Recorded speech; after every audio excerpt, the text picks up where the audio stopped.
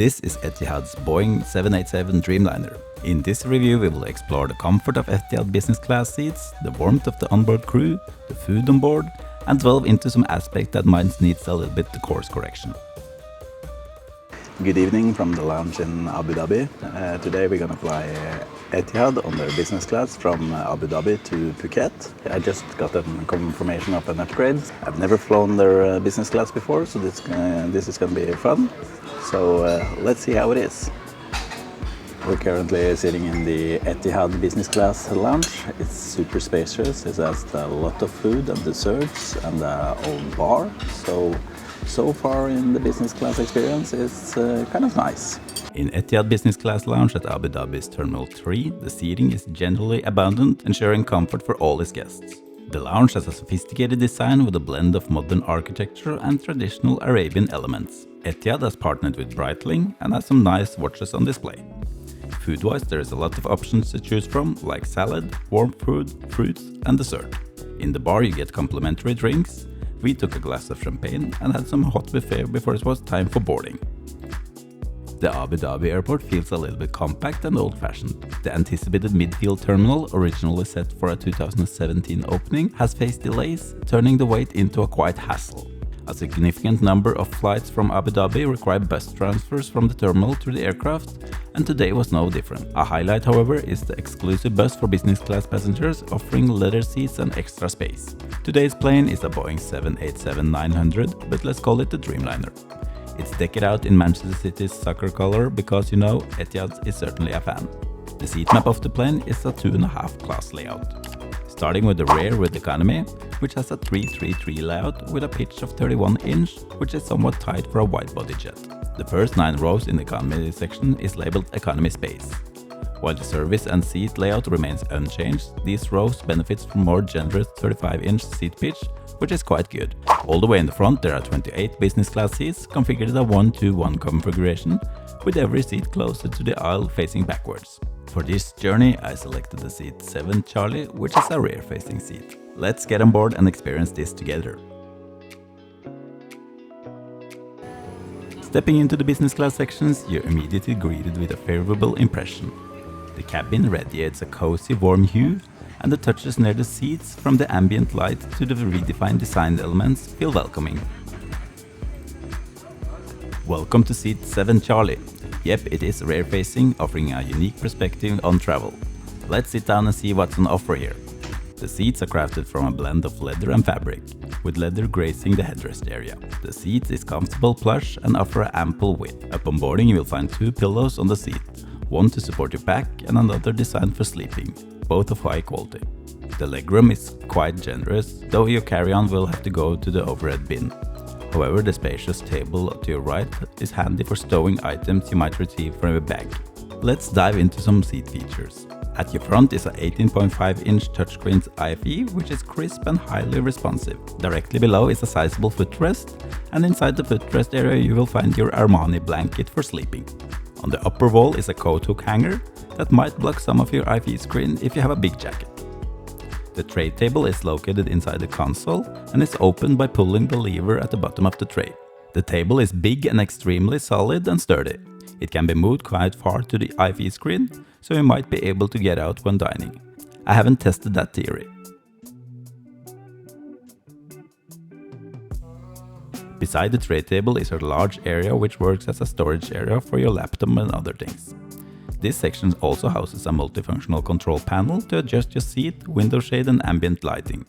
One cool feature is that there is a separate table light for dining, especially useful for those midnight munchies on red-eye flights. Next to that is the controller for controlling the IFE screen, and all the way to the side is 2 USB-A ports. On the side of the table shelf is a compact seat control strip. It has some basic functions for preset and is handy when the seat is in bed mode. Beside the seats there is a spacious storage area.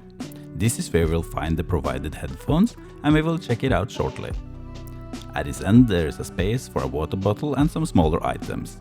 While it can't fit a backpack, it's perfect for keeping loose items and gadgets organized. To your right at the back you have a reading light that doubles as a mood light for the cabin.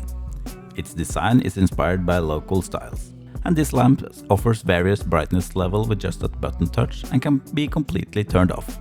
The chair doesn't have adjustable headrest flaps, but since it can become a bed, that's a minor detail. Facing the aisle, you will notice a sliding privacy door. Yet this highlights a flaw in the cabin design. The rear-facing seats lacks privacy. With the door open, there is an unobstructed view across the cabin, leading to potential eye contact with passengers seated diagonally across the center. Lastly, there aren't individual air nozzles, so you are at the mercy of the cabin crew when it comes to temperature comfort. Etihad provides noise-cancelling headphones to all its business class passengers.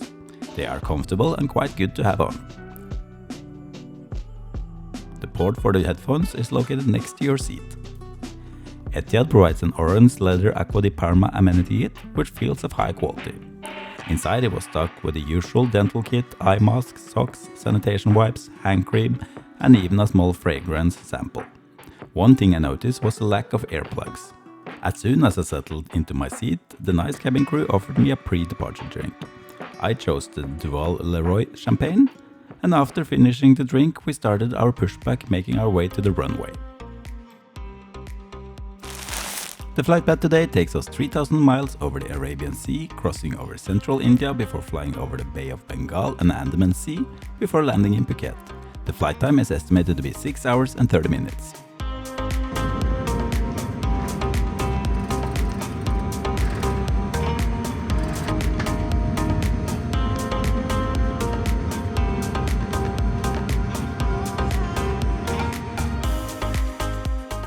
Once we were airborne, the crew handed out hot towels, and as soon as I washed my hands and face, I decided to make my bed.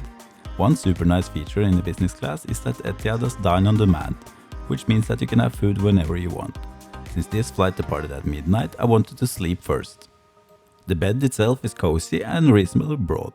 Even with my wide shoulders, I could lay on my back without touching the sides. However, the footwell is angled, and for those above 5'11" or 180 centimeters, it might be a tad restrictive. I could feel my toes touching the narrower section. For those hoping for a mattress pad, you might be disappointed. On this relatively short flight, one wasn't provided.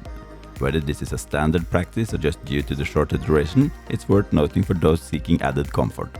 Well, time to sleep. See you in some seconds for the rest of the journey. After a solid 4-hour nap, my stomach was calling. Etihad's menu didn't disappoint, boasting a diverse selection of wine, drinks and meals. Following another round of refreshing hot towels, I was served the appetizer, a delightful Arabic meze that was both tasty and satisfying.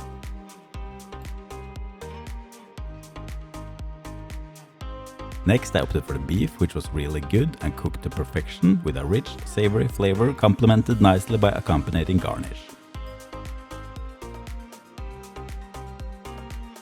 To end it all, I selected both the cheese and the ice cream together with an 18-year-old Chivas Regal whiskey. The cheese was okay, but the ice cream tasted nothing and was boring. After the meal, the crew cleared my table and I had a much-needed coffee to wake up. Following that, I decided to stretch my legs and explore the onboard restroom facilities.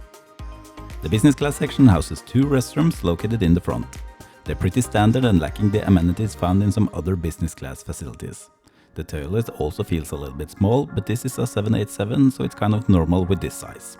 Back at my seat, I decided to check out the IFE system. Etihad's IFE system is intuitive and user-friendly, ensuring even the least tech-savvy traveler can navigate with ease. The touchscreen's responsiveness is top-notch, ensuring selections are made without unnecessary repeated taps.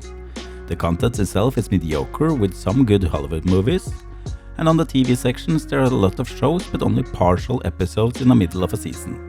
Etihad has also live TV on board, and it's actually working, keeping sports fans and news enthusiasts updated mid-air. The IFE remote is the typical Panasonic model you will see quite commonly. Etihad provides 2 Wi-Fi options, a chat package for $2.99, allowing access solely to messaging platforms like iMessage, WhatsApp and Messenger, and the more comprehensive surf option priced at $9.99 offers unrestricted browsing. I chose the surf package and clocked a download speed of approximately 2.23 megabits per second. Sufficient for web browsing, but not for streaming. As we approach Phuket, let me share some areas that could use some improvement, and I will also disclose what I paid for this upgrade. Our booking was made directly on Etihad's website, with the initial leg of our journey handled by Air France. However, 4 days before our departure, an email notified us that the Oslo-Paris flight was cancelled. This led to multiple calls to Etihad's customer service, yet no solutions were offered.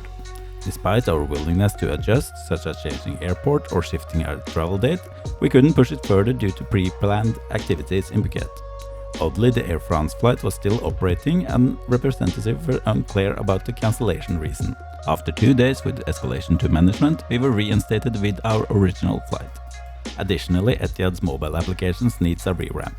It is sluggish and non-user-centric, making tasks like changing seats quite tedious. We faced another challenge when trying to cancel one leg of our trip due to illness, although they suggested a $30 fee since we didn't cancel through their app, but the required button was missing in the app and on their website. In essence, if you encounter any disruption with your flights, be prepared to invest time and effort to secure a new flight close to your original schedule. Thank you for coming so far in this video. I hope you enjoyed it, and if you did, I hope I earned a subscription. I'm gonna reveal how much I paid for the upgrade now. The original flight ticket, the round trip, was $1,200 US. The segment I upgraded, Abu Dhabi to Phuket, it was $430 US, and it got accepted around 10 hours before departure. So yeah, $430 US for a 6.5 hours flight. I think that's kind of good. And here is the rest of the video. Enjoy. Well, this was Etihad Business Class, just landed in Phuket, waiting for our luggage. The flight was super nice, the comfy seats, roomy seats, had no problems with my shoulders.